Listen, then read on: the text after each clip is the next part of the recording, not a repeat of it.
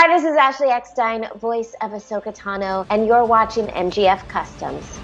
Hey everybody, how's it going? Ross here, and today I'm really excited to finally bring back the comparison series, comparing my custom minifigures to Legos. Now I finally found the AAT. We can cover Ahsoka Tano as she appeared in the Siege of Mandalore and the 332nd Clone Trooper. So I'm pretty excited for this one. I've been looking forward to this ever since my Clone Wars showcase back in June. So without further ado, let's get started. So of course, Lego decided to portray Ahsoka Tano and her medium length Montreal / Leicu with Shaak Ti's headpiece. Now, this doesn't bother many of you. In fact, it really doesn't bother me. I actually don't care. However, I will say what does bother me about the reuse of the Shaak Ti headpiece yet again is you have Ahsoka's Mandalorian headband not only scrunched up, but floating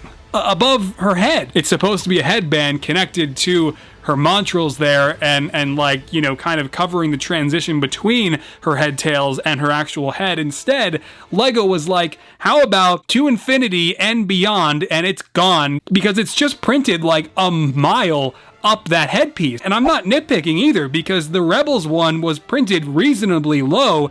This one is just taking off. That being said, the printing quality on the headpiece is definitely much better this time around. The new printed face Lego decided to go with is fantastic and definitely captures Ahsoka's likeness. It is by far the best Ahsoka head Lego has printed to date. The torso design is fantastic. Legs are amazing. Honestly, it really is just that headband that kind of bothers me. But this is why us customizers make custom Lego minifigures. With my custom Ahsoka from season 7, I took Lego's original Ahsoka headpiece that they used for years and years and years, and I essentially sculpted the extensions to portray the longer head tails that she has in the final season by extending the Leicu on the front and back, and then also the Montrals on the top. And it was quite a long and extended process over the better part of a week off and on. The sculpted headband on mine is obviously integrated the correct way into the actual head tails piece that I made here and not preparing to take flight. I'm still super proud of how the painting process went on that one. I've got a custom printed head from Firestar Toys, which I think is just like a little bit closer to almost more of like a live action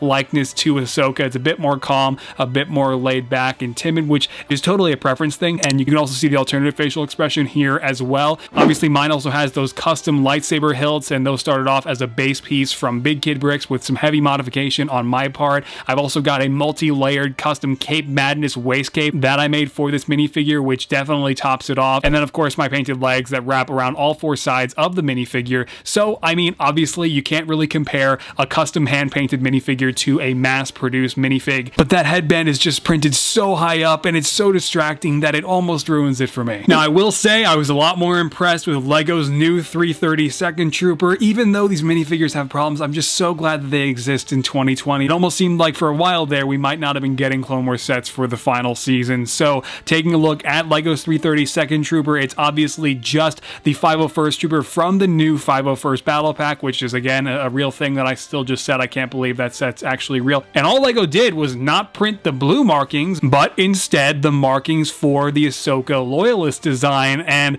the orange looks nice, it's vibrant, and I mean, as far as printing goes for a mass-produced version, this is a really fantastic minifigure. Of course, it's still using that same merged design that Lego went with for the style of these minifigures, kind of blending the Clone Wars animated style designs with the movie realistic style designs to kind of make for one all-encompassing Clone Trooper design. And I know not everybody likes it. I personally don't mind. I think it looks really good, especially on the 332nd Trooper with everything coming together. And we have that brand new Tamira Morrison head underneath, which is very exciting. I'm going to have to update all the clone heads for my custom Clone Trooper minifigures. Taking a look at AV Figures custom decaled 332nd Trooper, you can see this one obviously features a lot more detail because Andrew's decal templates are designed to wrap around all sides of the Clone Trooper minifigures. So you've got the armor designs wrapping around the torsos, going as far around the arms as they can, around every side of the minifigure's legs. These decals are always expertly applied, in this case by Andrew himself, and he did an excellent job as always, and it was great showcasing this one in the video. I can just never get over how great the designs are and also how great Andrew's application always is. So it was really great to collaborate with him and his team for that showcase. And then obviously I've got this guy equipped with the standard DC-15A carbine. So that's really it. It's been great talking about these two minifigures briefly. I